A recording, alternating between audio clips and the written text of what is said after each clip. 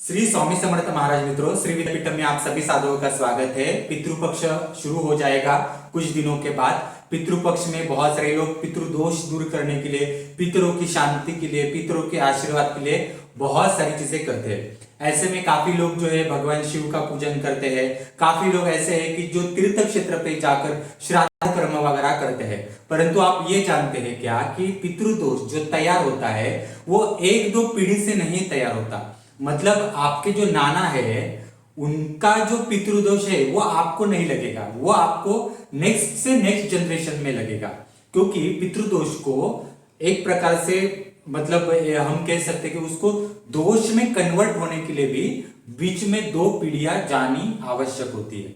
तो हमारे अंदर जो पितृदोष होता है वो हमारे 10-12 पीढ़ी से जो जमा हुआ मैल होता है। अब ये पितृदोष का मैल, निगेटिव एनर्जी जमा कैसे होती है? क्योंकि हमारी जो पुश्ते होते हैं, जो आने वाली जो बड़ी पीढ़ी होती है, उन्होंने पूर्वजों के लिए कहीं पूजा पाठ नहीं करते हैं। कभी कभी क्या होता है, किसी पीढ़ी में बहुत सारा धन प्राप्ति आती है, परंतु उस धन से कोई सत्कर्म नहीं करते, दान धर्म नहीं करते, अपने पितरों के लिए कुछ करना चाहिए वो नहीं करते। बहुत सारी चीजें होती है जिसके कारण क्या होता है कि पितरों की जो शक्ति होती है वो नाराज होती है और आगे के जनरेशन में बढ़ जाती है। तो ये प्रॉब्लम जो होते हैं, ये पितरों के प्रॉब्लम्स जो है वो हर परिवार में अलग अलग एंगल से भौतिक जीवन में दिखाई देते हैं। जैसे कि काफी लोगों को जब एजुकेशन होती है तो एजुकेशन में फैमिली में अचानक प्रॉब्लम हो जाते हैं। अगर एजुकेशन अच्छा हो रहा है तो एजुकेशन में ध्यान नहीं लग रहा है, घर की परिस्थिति आर्थिक बहुत अच्छी है परंतु बच्चा ध्यान नहीं दे रहा है। दूसरी बात, कुछ लोगों का प्रॉब्लम ऐसे होते हैं कि शादी ठीक से नहीं हो पाती, क्योंकि अगर शादी हुई भी तो बाद में पता चल जाता है कि कहीं गलत जगह पे रिश्ता पक्का हो चुका है, सांसारिक सुख नहीं मिलता।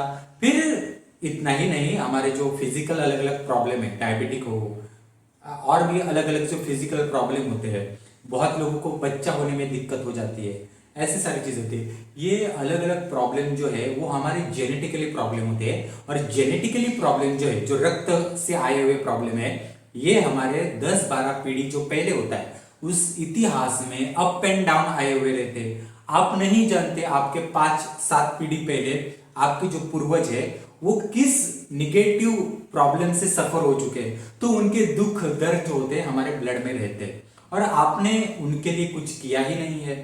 बहुत सारी चीजें होती है मित्रों हमारे परिवार में। जैसे कुल देवी कुल देवता होते हैं, वैसे ही कुल पुरुष कुल सुहागन होती है। कुल पुरुष कुल सुहागन एक प्रकार से हमारे पितृदेवता हम कह सकते हैं कि प्रमुख पितृदेवता के अंडर काम करने वाले उप पितृदेवता कुल पुरुष और कुल सुहागन, जो हमारी इतनी सारी जनरेशन को संभालते हैं, आगे बढ़ाते हैं और उनके लिए ही लोग कुछ नहीं करते। बहुत लोग जो है पितृदोष के लिए नाना प्रकार की विधि करते हैं, परंतु इतने पीढ़ी से जो दुख दर्द और दोष हमारे शरीर के अंदर है, क्या 1-2 घंटे की पूजा तीर्थ यात्रा करके मतलब उसका दोष निकलना संभव है? ये नहीं होता मित्रों। इक्का दुक्का क्या होता है, 1000 में से किसी एक को थोड़ा बहुत अनुभव आता है, तो उसको भी अनुभव नहीं कह सकते, क्योंकि इन सारी निगेटिव एनर्जी को सॉर्ट आउट करने के लिए आपके पास भी तगड़ा कोई साधना चाहिए। अब लोग क्या करेंगे, पितृपक्ष में पितृ स्तोत्र पढ़ेंगे, कोई मंत्र पढ़ेंगे, इनसे भी कुछ नहीं होता मित्रों। इतने सारे पीढ़ी का जो चीजें होती है, आपको ही कुछ मेहनत करनी पड़ती है, लगातार मेहनत करनी पड़ती है, तब जाके कहीं आपको थोड़ा बहुत अनुभव आएगा।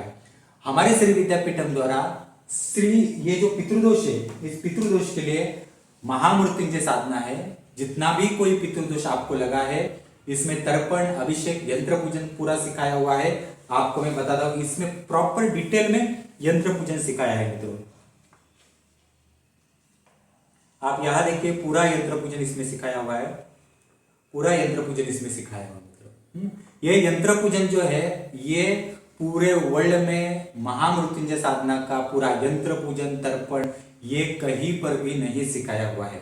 ओनली श्री विद्यापीठम में पूरा महामृत्युंजय का विधि सिखाया है और ये स्पेशली आपके पितृदोष के लिए है, वो कम करने के लिए है। क्योंकि किसी भी तीर्थ क्षेत्र पे जाकर 1-2 घंटे की पूजा से ये सॉर्ट आउट नहीं होता। आपको अपनी ताकत ही जमा करनी पड़ती है, आपको अपना ही आटा गूंदना पड़ता है और अपनी आटे से आपको अपनी ही चपाती बनाकर खानी पड़ेगी। उसी प्रकार से ये साधना है, आप खुद सीखो, खुद रेगुलर करो और उस अपने कुल पुरुष से प्रार्थना करके आप अपना पितृदोष कम करो।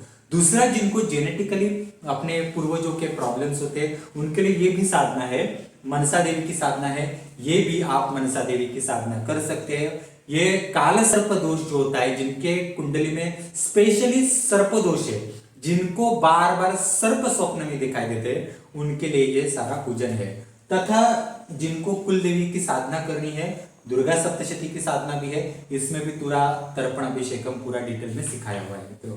आप इन साधनाओं का डिस्क्रिप्शन बॉक्स में लाभ ले सकते हैं। मेरा मोबाइल नंबर स्क्रीन पे है, मुझे संपर्क कर सकते हैं। पूरे वर्ल्ड में हमारे जैसा प्रॉपर रिचुअल से कोई भी कहीं पर भी ये साधनाएं नहीं सिखाता। इसलिए मित्रों, प्रॉपर साधना सीखे, आगे बढ़िए और जो दोष है आप अपने दोष साधना करके दूर कीजिए मित्रों। पितृपक्ष में आप ये कर सकते हैं। और धन्यवाद मित्रों। हमारे YouTube चैनल शेयर कीजिए, सब्सक्राइब।